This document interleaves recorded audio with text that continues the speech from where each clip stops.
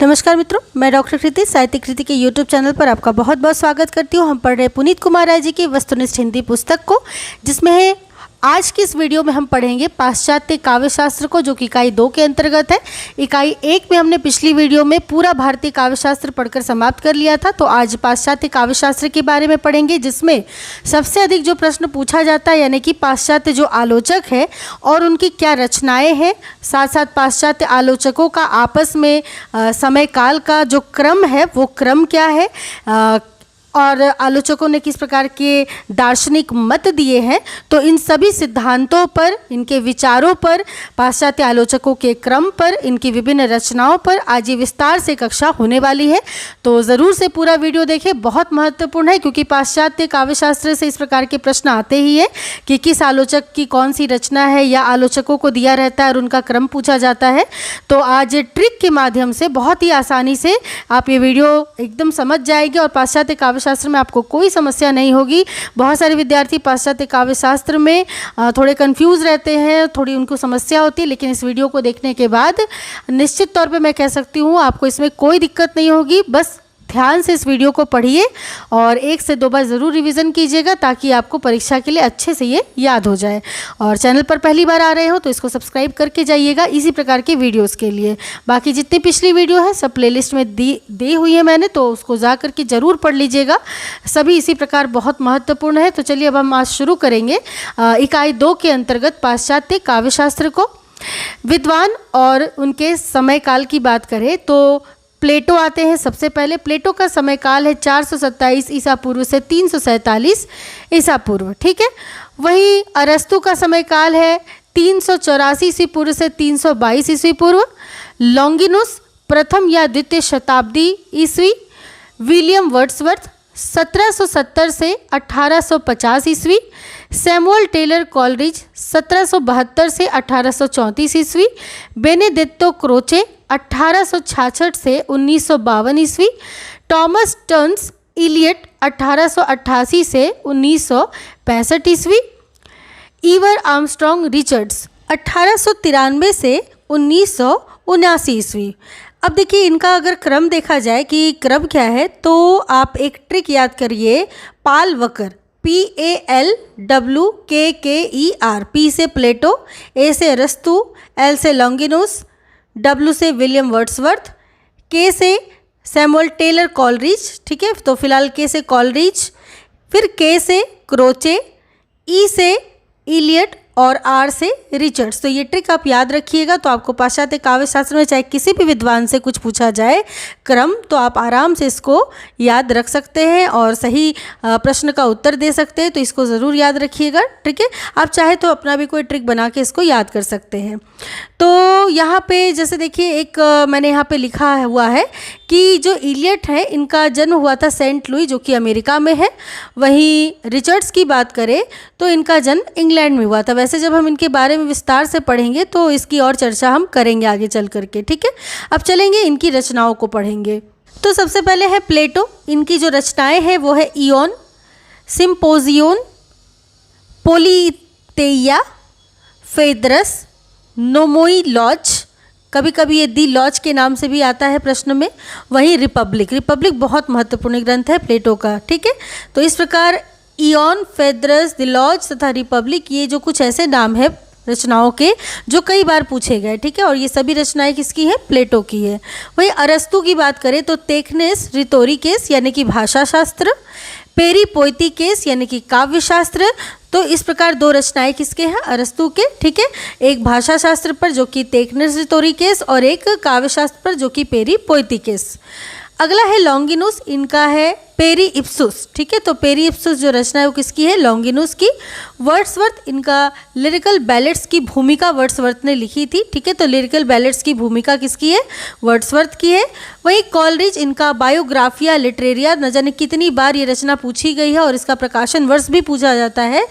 तो याद रखिएगा 1817 जो ईस्वी इसका प्रकाशन वर्ष है बायोग्राफिया लिटरेरिया का, ठीक है, 1817 ईस्वी। इसके अतिरिक्त the friend, aids to reflection, church and state, confessions of in inquiring spirit, ठीक है। तो इस प्रकार ये सभी जो रचनाएं हैं वो किसकी रचनाएं हैं? कॉलरिज की रचनाएं हैं।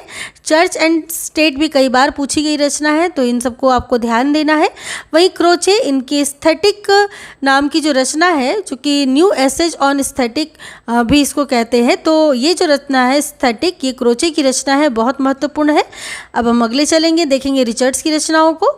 रिचर्ड्स की रचनाएं हैं द फाउंडेशन ऑफ एस्थेटिक्स 1922 ईस्वी, द मीनिंग ऑफ मीनिंग 1923 ईस्वी।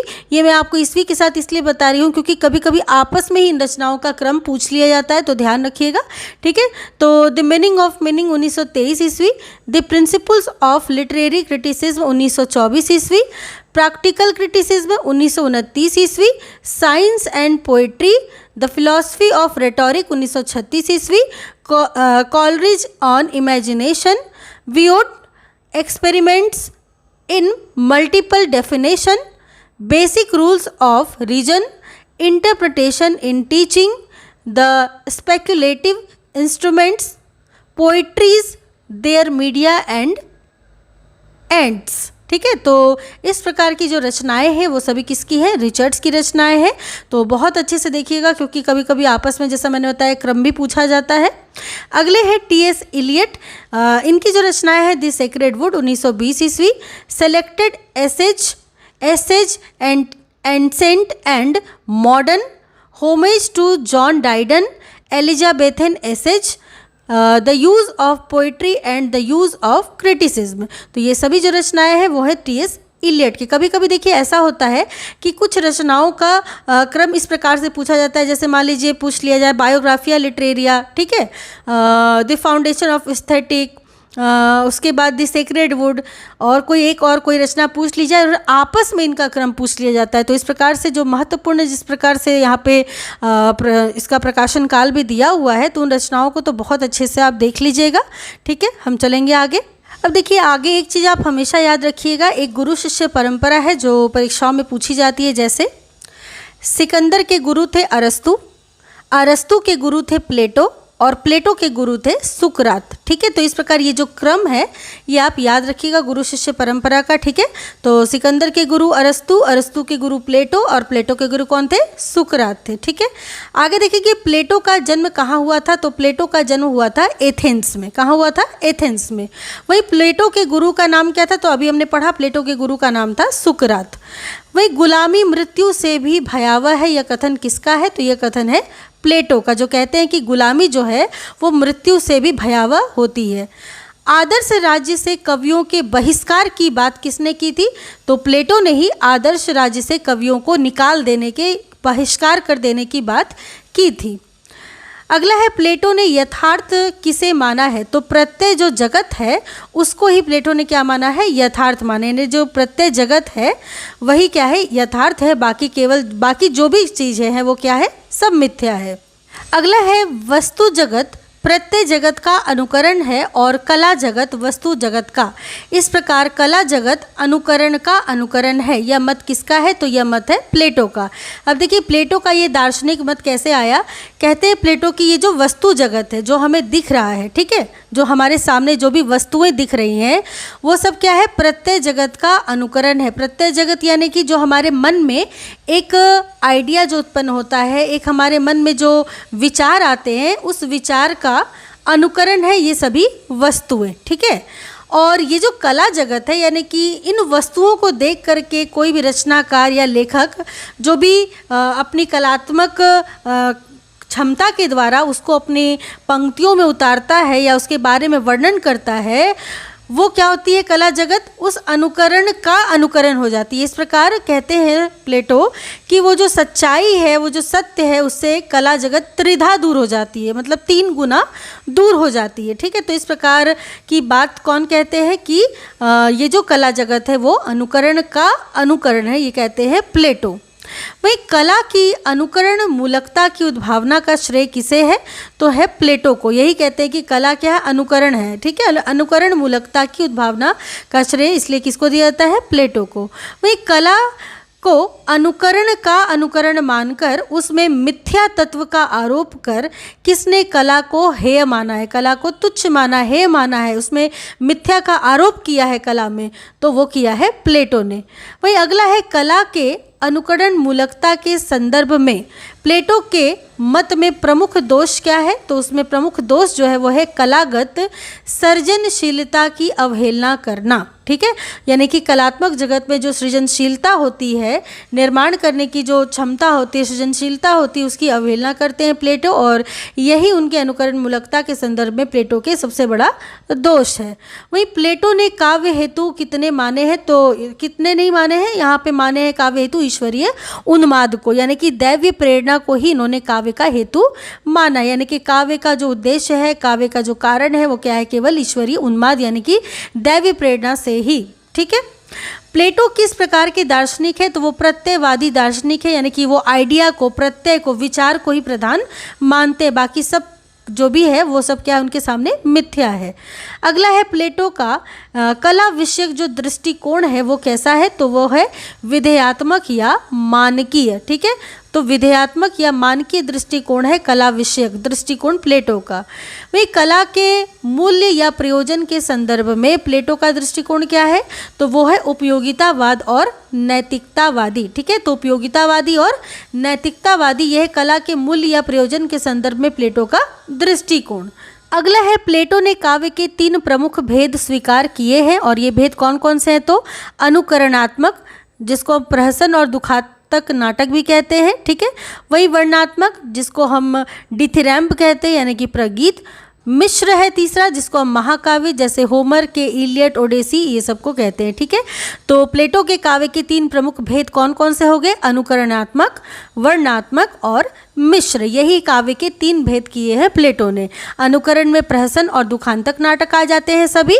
वर्णनात्मक में डिथिरैम यानी जितने प्रगीत हैं वो वर्णनात्मक में आ जाते हैं, और मिश्र जो है उसमें जितने भी महाकाव्य हैं वो सभी आ जाते हैं, जैसे होमर का इलियड, ओडेसी आदि। ठीक है, अगला है प्लेटो का इयोन नामक ग्रंथ। आपको पता ही है कि इयोन जो ग्रंथ है वो किसका है? प्लेटो का ग्रंथ है।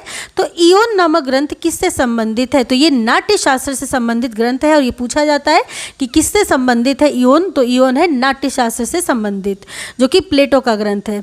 प्लेटो के संपूर्ण चिंतन का मुख्य उद्देश्य क्या है? तो उद्देश्य यही है आदर्श राज्य का निर्माण करना। ठीक है, तो प्लेटो के संपूर्ण चिंतन का मुख्य उद्देश्य यही है आदर्श राज्य का निर्माण। वही अरस्तु का जन्म कहाँ हुआ था? तो अरस्तु का जन्म हुआ था मकदूनिया के स्तगिरा नामक नगर में। ठीक है, तो विशेषकर मकदूनिया, कई बार परीक्षाओं में ये पूछा गया, ये शब्द आता है मकदूनिया, जो कि अरस्तु का जन्म स्थान है। ठीक है, तो मकदूनिया के स्तगिरा नामक इस नगर में प्लेटो का अरस्तु का जन्म हुआ था। वही अरस्तु के गुरु कौन थे? तो हमने पढ़ा ही कि अरस्तु के गुरु थे प्लेटो। कौन थे? प्लेटो थे अरस्तु के गुरु। वही सिकंदर के गुरु कौन थे? तो सिकंदर के गुरु थे अरस्तु। ठीक है, तो सिकंदर के गुरु अरस्तु, अरस्तु के गुरु प्लेटो, और प्लेटो के गुरु थे सुकरात। वही ज्ञान की सभी शाखाओं में अबाध गति ही पूर्ण ज्ञान है, यह मत किसका है? तो यह है अरस्तु का मत। वो कहते हैं कि ज्ञान की सभी शाखाओं में अबाध गति, ठीक है, बिना किसी बाधा के गतिमान रहना ही क्या है? उसका पूर्ण ज्ञान निहित होता है उसमें, यह अरस्तु का कथन है। वही अनुकरण एवं विरेचन सिद्धांत के प्रवर्तक कौन है? तो अनुकरण एवं विरेचन सिद्धांत के प्रवर्तक है अरस्तु। कला प्रकृति का अनुकरण करती है, यह कथन किसका है? तो यह कथन है अरस्तु का, जो कहते हैं कि ये जो कला है वो प्रकृति का ही अनुकरण करती है। भाई अरस्तु ने अपने काव्यशास्त्र में मुख्यतः किस काव्य रूप का विवेचन किया है? तो उन्होंने दुखांतक यानी कि त्रासदी का जो काव्य रूप है, त्रासदी यानी कि दुखांतक जो काव्य रूप है, इसी का विवेचन किया है अरस्तु ने अपने काव्यशास्त्र में। ठीक है, दुखांतक यानी त्रासदी का, कभी कभी केवल ट्रेजिडी या त्रासदी यही शब्द आता है, तो आप कंफ्यूज मत होइएगा। तो दुखांतक हो तो दुखांतक रहेगा, या फिर त्रासदी लिखा हो तो त्रासदी रहेगा। ठीक है, तो दुखांतक या त्रासदी जो है वो अरस्तु के काव्यशास्त्र का मुख्य काव्य रूप का विवेचन है। अगला है अरस्तु के अनुसार कलाओं के भेदक तत्व कितने होते हैं? तो 3 होते हैं कलाओं के भेदक तत्व। कौन कौन से? माध्यम, विषय और पद्धति। ठीक है, तो एक होता है माध्यम, ठीक है, दूसरा होता है विषय और तीसरा होता है पद्धति। यही होता है कलाओं के भेदक तत्व, किसके अनुसार? अरस्तु के अनुसार।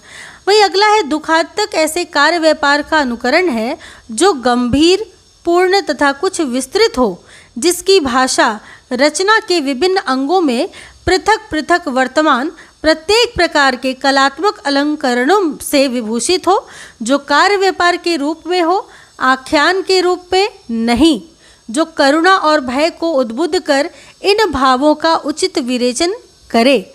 दुखांतक यानी त्रासदी की यह परिभाषा किसने दी है? तो जहाँ आप त्रासदी या दुखांतक शब्द सुने तो ध्यान रखना चाहिए आपको कि ये जो काव्य रूप है त्रासदी या दुखांतक, ये अरस्तू के काव्यशास्त्र का मुख्य रूप है। ठीक है, तो ये जो कथन है, ये जो परिभाषा दी गई है दुखांतक की यानी कि त्रासदी की, ये परिभाषा किसकी है? अरस्तू की परिभाषा, जो कहते हैं दुखांतक के बारे में कि दुखांतक क्या हो? ऐसे कार्य व्यापार का अनुकरण है जो कि गंभीर है, पूर्ण है तथा कुछ विस्तृत भी हो, है ना, और जिसकी भाषा रचना के विभिन्न भागों में पृथक पृथक वर्तमान प्रत्येक प्रकार के कलात्मक अलंकरणों से विभूषित हो, जो कार्य व्यापार के रूप में हो, आख्यान के रूप में नहीं हो। किसके रूप में हो? कार्य व्यापार के रूप में, किसी आख्यान के रूप में नहीं हो, जो करुणा और भय को उद्बुद्ध कर इन भावों का उचित विवेचन करे।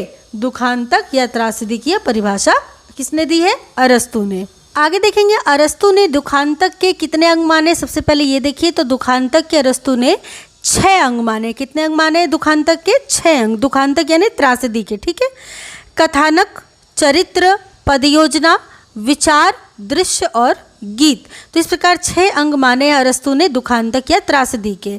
इसमें कथानक, चरित्र और विचार अनुकरण के विषय है, वही पद योजना तथा गीत अनुकरण के माध्यम है तथा दृश्य अनुकरण की पद्धति या प्रणाली है। ठीक है, तो इस प्रकार दुखांतक के 6 पूरे अंकों का वर्णन है।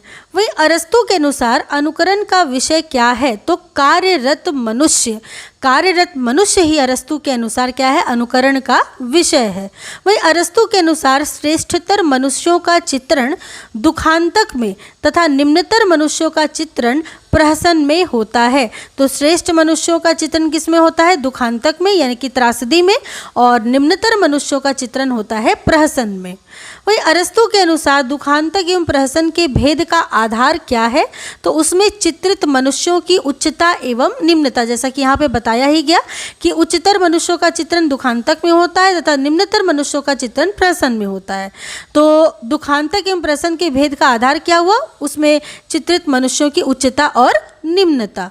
वही अरस्तू के अनुसार कथानक से क्या तात्पर्य है? तो घटनाओं की कलात्मक संरचना। तो घटनाओं की कलात्मक संरचना जो है वही है कथानक का तात्पर्य। अरस्तू ने दुखांतक का प्रमुख तत्व किसे माना है? तो कथानक को ही दुखांतक का प्रमुख तत्व मानते हैं। कौन? अरस्तू। अरस्तू के अनुसार दुखांतक है क्या? कार्य व्यापार का अनुकरण, यही दुखांतक है। ठीक है, कार्य व्यापार का अनुकरण करना ही दुखांतक है। वही अरस्तू के अनुसार दुखांतक को रोचक एवं आकर्षक बनाने के लिए 2 चीज़ें अनिवार्य हैं। पहला है स्थिति विपर्य यानी कि पेरिपेटिया, और दूसरा है अभिज्ञान यानी कि अनग्नोरिसिस। ठीक है, तो अनग्नोरिसिस ये यानी कि अभिज्ञान, और स्थिति विपर्य यानी कि पेरिपेटिया, ये 2 जो चीज़ें हैं ये दुखांतक को रोचक और आकर्षक बनाती हैं। वहीं अरस्तू के अनुसार अगर बात करें कि पूर्ण कथानक जो है वो क्या है, तो जिसमें आदि, मध्य और अवसान हो। ठीक है, तो आदि, मध्य और अवसान जिसमें है वही होता है पूर्ण कथानक। अगला है अरस्तू के अनुसार कथानक कैसा होना चाहिए? तो कथानक होना चाहिए गंभीर, पूर्ण तथा विस्तृत। ठीक है, यह अरस्तू के अनुसार होना चाहिए कथानक। कैसा होना चाहिए? गंभीर होना चाहिए, पूर्ण होना चाहिए तथा विस्तृत भी होना चाहिए। वही अरस्तू के अनुसार कथानक का जो विस्तार है वो कैसा होना चाहिए? तो आनुपातिक होना चाहिए कथानक का विस्तार। कैसा? आनुपातिक। वही अरस्तू के अनुसार सौंदर्य की पहली शर्त क्या है? तो सौंदर्य की पहली शर्त ही है अनुपात। ठीक है, सौंदर्य की पहली शर्त क्या है? अनुपात। अब जाहिर सी बात है अतिरिक्त सौंदर्य कर लेने पर कैसा कोई दिखेगा ये तो आपको पता ही है ना। तो हर चीज़ का एक अनुपात सही होना बहुत ज़रूरी है। तो वही यहाँ पे कहा जा रहा है कि अरस्तू के अनुसार सौंदर्य की पहली शर्त क्या है? अनुपात। अरस्तू के अनुसार काव्य इतिहास से अधिक दार्शनिक तथा उच्चतर वस्तु है, क्योंकि काव्य सामान्य को अभिव्यक्त करने का प्रयास करता है। क्या कहते हैं अरस्तु कि काव्य जो है इतिहास से अधिक दार्शनिक तथा उच्चतर वस्तु है, क्योंकि काव्य जो है वो सामान्य को अभिव्यक्त करने का प्रयास करता है और इसलिए वो इतिहास से भी अधिक दार्शनिक है, उच्चतर है और इतिहास विशेष को भी वो प्रस्तुत करता है। सामान्य से अरस्तु का तात्पर्य यह है कि कोई व्यक्ति किसी अवसर पर संभाव्यता अथवा आवश्यकता के नियमानुसार कैसा आचरण करेगा, कैसा व्यवहार करेगा, इसका ज्ञान होना चाहिए। ठीक है, तो सामान्य से अरस्तु का क्या तात्पर्य है? ये सामान्य कौन है? सामान्य को अभिव्यक्त करने का प्रयास करता है। ये सामान्य वो है, वो कोई व्यक्ति है, वो सामान्य व्यक्ति है जिसका क्या है, किसी अवसर पर संभाव्यता अथवा आवश्यकता के नियमानुसार वह व्यक्ति कैसा आचरण करेगा, कैसा व्यवहार करेगा, इसका ज्ञान होना चाहिए। और इसी सामान्य की अभिव्यक्ति पर जोर देते हैं अरस्तु और कहते हैं कि काव्य जो है वो इतिहास से अधिक दार्शनिक तथा उच्चतर वस्तु है, क्योंकि वो काव्य क्या करता है, सामान्य को अभिव्यक्त करने का प्रयास करता है। अगला है, प्लेटो ने काव्य और दर्शन से विरोध माना है। प्लेटो ने क्या माना है? काव्य और दर्शन से विरोध माना है तथा दर्शन को काव्य से श्रेष्ठ बताया है। यानी कि दर्शन जो है, वैसे तो काव्य और दर्शन से विरोध माना है, लेकिन दर्शन जो है वो काव्य से भी श्रेष्ठ है, ऐसा प्लेटो बताते हैं। अरस्तु के अनुसार काव्य जो है वो इतिहास और दर्शन से श्रेष्ठ है, क्योंकि काव्य सामान्यता की सिद्धि करता है। तो देखिए, जहाँ अरस्तु और प्लेटो दोनों क्या है, गुरु शिष्य परंपरा के, यानी कि अरस्तु के गुरु हैं प्लेटो, फिर भी प्लेटो की बात को अरस्तु कैसे देखिए आगे बढ़ाते हैं। मैं ये नहीं कहती हूँ कि काटते हैं, ये आगे बढ़ाते हैं और उसमें जोड़ते हैं। क्या जोड़ते हैं कि ये जो काव्य है वो इतिहास और दर्शन से श्रेष्ठ है, जबकि प्लेटो ने कहा है कि दर्शन श्रेष्ठ है, लेकिन उनके शिष्य अरस्तु ने कहा कि दर्शन ज़्यादा श्रेष्ठ नहीं है, काव्य ज़्यादा श्रेष्ठ है। ठीक है, इस काव्य जो है वो इतिहास और दर्शन से श्रेष्ठ है, क्योंकि काव्य क्या करता है, सामान्यता की सिद्धि करता है। आगे है, अरस्तु ने कितने प्रकार के कथानकों का उल्लेख किया है? तो अरस्तु ने 3 प्रकार के कथानकों का उल्लेख किया है, ऐतिहासिक, काल्पनिक और आनुश्रुतिक। ठीक है, तो ऐतिहासिक, काल्पनिक और आनुश्रुतिक, इस 3 प्रकार के कथानकों का उल्लेख किया है अरस्तु ने। वहीं प्लेटो ने कवि को अनुकर्ता माना है, जबकि अरस्तु ने कवि को निर्माता माना है। प्लेटो कहते हैं ना कि कवि जो क्या करता है, केवल अनुकरण करता है, तो इसीलिए कवि को अनुकर्ता माना है प्लेटो ने, जबकि अरस्तु ने कवि को क्या माना है, सृजनकर्ता यानी कि निर्माता कहा है। अगला है, अरस्तु के अनुसार दुखांतक की आत्मा है कथानक। अरस्तु के अनुसार क्या है, दुखांतक की आत्मा कथानक है, यानी कि कथानक ही वो चीज़ है जो कि किसी भी दुखांतक की आत्मा है। होता है ना कि कोई भी कहानी या कथा ही तो ज़्यादा मायने रखती है किसी के अंदर में सुख या दुख उत्पन्न करने के लिए, तो वही कथानक को मानते हैं अरस्तु कि ये दुखांतक की क्या है, आत्मा है। अरस्तु के अनुसार चरित्र के लिए 4 आवश्यक तत्व हैं, वो कौन कौन से? अच्छाई, औचित्य, यथार्थ और सुसंगति। ये जो 4 जो तत्व है ये आवश्यक तत्व है किसी भी चरित्र के लिए। ठीक है, यानी कि किसी भी चरित्र में अच्छाई होनी चाहिए, औचित्य का गुण होना चाहिए, यथार्थ होना चाहिए और सुसंगति होनी चाहिए। वहीं अरस्तु ने काव्य का सर्वोत्तम रूप किसे माना है? तो सर्वोत्तम रूप माना है दुखांतक को। हम देखिए प्रारंभ से ये पढ़ते आ रहे हैं कि अरस्तु जो है वो काव्य शास्त्र में सबसे ज़्यादा मुख्य किसी को देते हैं स्थान, तो वो देते हैं दुखांतक यानी त्रासदी को। तो जब भी इस प्रकार के प्रश्न आए और दुखांतक या त्रासदी आपको दिखे और ऑप्शन में अगर अरस्तु दिखे तो आप ज़रूर से उसको टिक लगाइएगा, क्योंकि ये बार बार दुखांतक जो शब्द है अरस्तु प्रयोग करते हैं, सर्वोत्तम रूप मानते हैं काव्य का दुखांतक को। वही सर्वप्रथम किसने उपयोगी कला और ललित कला का भेद स्पष्ट किया तथा ललित कला की पृथक सत्ता एवं स्वायत्तता घोषित की है? तो ये की है अरस्तु ने। ठीक है, कि उपयोगी कला और ललित कला का भेद स्पष्ट किया अरस्तु ने और ललित कला की पृथक सत्ता स्थापित की एवं स्वायत्तता घोषित की अरस्तु ने। वही अनुकरण वस्तु का उन्नत रूपांतरण है, यह मत किसका है? तो यह मत है अरस्तु का। वो कहते हैं कि अनुकरण जो है वो किसी भी वस्तु का उन्नत रूप से रूपांतरण है। वही अरस्तु के अनुसार सौंदर्यात्मक अनुकरण के 3 विषय कौन कौन से हैं? तो सौंदर्यात्मक अनुकरण के 3 जो विषय हैं वो है चरित्र यानी कि एथोस, भाव यानी पाथोस तथा कार्य व्यापार यानी कि प्रॉक्सिस। ठीक है, तो कभी कभी ये वाले शब्द भी आते हैं जैसे पाथोस, प्रॉक्सिस, तो आप कंफ्यूज मत होइएगा, ध्यान दीजिएगा। चरित्र यानी कि एथोस, भाव यानी कि पाथोस और कार्य व्यापार यानी कि प्रॉक्सिस। तो इस प्रकार सौंदर्यात्मक अनुकरण के 3 विषय अरस्तु ने माने हैं, चरित्र, भाव और कार्य व्यापार। कार्य व्यापार शब्द द्वारा इन तीनों का बोध हो जाता है। ठीक है, तो कार्य व्यापार जो शब्द है यहाँ पे यानी कि प्रॉक्सिस जो शब्द है, इसी शब्द से इन तीनों के बारे में बोध हमें हो जाता है। आगे देखेंगे कार्य व्यापार में निरत मनुष्य अनुकरण के विषय हैं। जाहिर सी बात है, कार्य व्यापार अरस्तु का दिया हुआ ही है, तो ये कथन भी किसका होगा कि कार्य व्यापार में निरत मनुष्य अनुकरण का विषय है, तो यह है अरस्तु का कथन। वहीं अनुकरण के लिए यूनानी में कौन सा शब्द प्रयुक्त होता है, ये कई बार प्रश्न आया है, तो मिमेसिस शब्द प्रयुक्त होता है अनुकरण के लिए यूनानी में। ठीक है, क्या शब्द? मिमेसिस।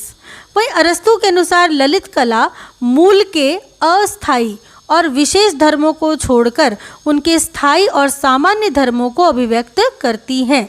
तो अरस्तु के अनुसार क्या कह रहे हैं, ललित कला की स्वायत्त सत्ता इन्होंने स्थापित की थी, है ना। तो ललित कला मूल के अस्थायी और विशेष धर्मों को छोड़कर उसके स्थायी और सामान्य धर्मों को अभिव्यक्त करती है। अगला है कलाकृति ज्ञानेंद्रियों द्वारा प्रत्यक्षीकृत रूपों में मानव जीवन का अर्थात चरित्र, भाव और कार्य व्यापार का आदर्शीकृत प्रतिरूप है। यह किसके चिंतन का सार है, तो यह है अरस्तु के चिंतन का पूरा सार। क्या कि कलाकृति ज्ञानेंद्रियों द्वारा प्रत्यक्षीकरण रूपों में मानव जीवन का अर्थात चरित्र, भाव और कार्य व्यापार का आदर्शीकृत प्रतिरूप है। यह जो चिंतन है इसका सार किसको जाता है, अरस्तु को। अब आगे हम देखेंगे प्लेटो और अरस्तु के काव्य संबंधी जो भी मान्यताएं थी, इसमें अंतर क्या आता है। तो देखिए कुछ विशेष अंतर है जो कि प्लेटो और अरस्तु के काव्य संबंधी सिद्धांतों में पाए जाते हैं, मान्यताओं में पाए जाते हैं। वह है कि प्लेटो के लिए केवल प्रत्यय जगत सत्य था, जो कि हमने पढ़ा भी कि वे केवल प्रत्यय जगत को, केवल आइडिया को, केवल विचार को सत्य मानते थे, जबकि अरस्तु ने वस्तु जगत को भी सत्य माना है। वही प्लेटो की दृष्टि आदर्श परक थी, अरस्तु की यथार्थ परक। बिल्कुल आदर्शवादी थे प्लेटो, आदर्श रूप मानते थे, जबकि अरस्तु जो थे वो यथार्थ परक इनकी दृष्टि थी। देखिए इन सबको आपको अच्छे से देखना है, क्योंकि संदर्भ और कथन वाले प्रश्नों में भी ये प्रश्न पूछे जाते हैं इस प्रकार से कि कौन सा कथन सत्य है, कौन सा असत्य है, या फिर इन दोनों में सत्य असत्य कौन सा है। तो मतलब कह करके कि घुमा फिरा के प्रश्न आपको देखने को मिलेंगे। ठीक है, तो पहला हमने क्या देखा कि प्लेटो प्रत्यय जगत को सत्य मानते थे, अरस्तु वस्तु जगत को भी मानते थे। ऐसा नहीं कि केवल अरस्तु वस्तु जगत को मानते थे, यहाँ लिखा है कि अरस्तु ने वस्तु जगत को भी सत्य माना, यानी कि प्रत्यय जगत तो सत्य है ही, लेकिन वस्तु जगत भी सत्य है। वही प्लेटो की दृष्टि आदर्श परक थी, पूरी तरीके से आदर्शवादी थे प्लेटो, आदर्श परक दृष्टि रखते थे, जबकि अरस्तु की यथार्थ परक थी, यथार्थ रूप से चीज़ों को देखते थे। वहीं प्लेटो ने काव्य को असत्य एवं व्यक्तिनिष्ठ माना है, जबकि अरस्तु ने उसे सत्य एवं सामान्य कहा है। प्लेटो काव्य को हमेशा क्या मानते थे, असत्य मानते थे, जबकि और व्यक्तिनिष्ठ मानते थे कि ये पर्सनल है, इसका कोई सामाजिक लाभ नहीं है, जबकि अरस्तु ने उसे क्या माना है, सत्य माना है। और सामान्य का यानी कि सामान्य के लिए भी ये है, और सामान्य के भावों की अभिव्यक्ति को जानने समझने, है ना, अभिव्यक्त करने के लिए बहुत जरूरी है काव्य, ऐसा मानते थे कौन, अरस्तु। वही प्लेटो के अनुसार महत्तम एवं सुंदरतम कार्य प्रकृति द्वारा होते हैं, और हीनतर जो लघुतर कला के द्वारा, यानी कि महत्तम जितने भी कार्य हैं, सुंदरतम जितने भी कार्य वो केवल प्रकृति के द्वारा होते हैं, और जितने भी हीन और तुच्छ कार्य हैं वो सभी लघुतर कला के द्वारा होते हैं। ठीक है, जबकि अरस्तु के अनुसार कला प्रकृति के अनिष्पादित एवं त्रुटिपूर्ण कार्यों को पूर्ण करती है, अतः कला जो है वो प्रकृति से अधिक महत्वपूर्ण है। ऐसा कौन कह रहे हैं, अरस्तु कह रहे हैं कि प्रकृति जहाँ पे कुछ त्रुटिपूर्ण कार्य कर देती है या त्रुटिपूर्ण कार्य को पूर्ण करने के लिए कला की आवश्यकता पड़ती है, अतः कला प्रकृति से भी ज़्यादा महत्वपूर्ण, ऐसा अरस्तु यहाँ बताते हैं। वही प्लेटो ने अनुकरण का संबंध वस्तु से जोड़ा था, जबकि अरस्तु ने अनुकरण का संबंध कार्य व्यापार से जोड़ा है। तो कार्य व्यापार जो एक शब्द है, ये अरस्तु के जब भी आप विचार पढ़ेंगे, दर्शन पढ़ेंगे, तो कार्य व्यापार को बड़ा महत्व देते हैं अरस्तु। जैसे कि प्लेटो अनुकरण के संबंध को पूरी तरीके से वस्तु से जोड़ते हैं, उसी प्रकार जो अरस्तु है वो अनुकरण का संबंध कार्य व्यापार से जोड़ते हैं। प्लेटो ने कवि को अनुकर्ता माना है, यानी केवल अनुकरण करने वाला, जबकि अरस्तु ने उसे कर्ता माना, यानी कि निर्माण करने वाला, सृजन करने वाला, निर्माता माना है, कर्ता माना है। किसने? अरस्तु ने। तो ये जो है प्लेटो और अरस्तु के काव्य संबंधी मान्यताओं की बहुत बड़ी जो कह सकते बहुत बड़ा अंतर है वो था ये। ठीक है, अगला है यूनानी में विरेचन के लिए जो शब्द प्रयुक्त होता है वो क्या है? तो विरेचन के लिए शब्द प्रयुक्त होता है कथारसिस। ठीक है, क्या शब्द होता है? कथारसिस, विरेचन के लिए। वही अरस्तु के अनुसार काव्य का प्रयोजन क्या है? तो अरस्तु के अनुसार काव्य का जो प्रयोजन होता है, काव्य का जो उद्देश्य होता है वो होता है आनंद। ठीक है, तो इस प्रकार आपने संपूर्ण जो भी पाश्चात्य काव्य शास्त्र के जितने भी विद्वान थे, आचार्य थे, उनकी रचनाएं थी, उनका समय काल था, वो सब पढ़ लिया। और इसके साथ साथ मैंने इसमें ये भी जोड़ दिया कि प्लेटो और अरस्तु के पूरी तरीके से जो उनका विचार था, उनका दर्शन था, आपस में जो अंतर था, उन सबको आपने इस वीडियो में पूरी तरीके से पढ़ लिया है। अब अगली वीडियो में हम लॉन्गिनस को, क्रोचे को और बाकी के आचार्यों के बारे में, उनके दर्शन के बारे में विस्तार से इसी प्रकार पढ़ेंगे, क्योंकि सभी बहुत महत्वपूर्ण है आपकी परीक्षा के लिए। तो चैनल के साथ इसी प्रकार से बने रहिएगा और सब्सक्राइब करके जाइएगा, ताकि अगली वीडियो में आपको ढूंढने में ज़्यादा परेशानी ना हो, आपको आसानी से वीडियो मिल जाए और आप अपनी तैयारी अच्छे से लगातार करते रहें। आपको कुछ भी डाउट हो, पूछना हो तो कमेंट सेक्शन में मुझसे पूछ सकते हैं। चलिए मिलती हूँ अगली कक्षा में, तब तक के लिए आप सबका बहुत बहुत धन्यवाद।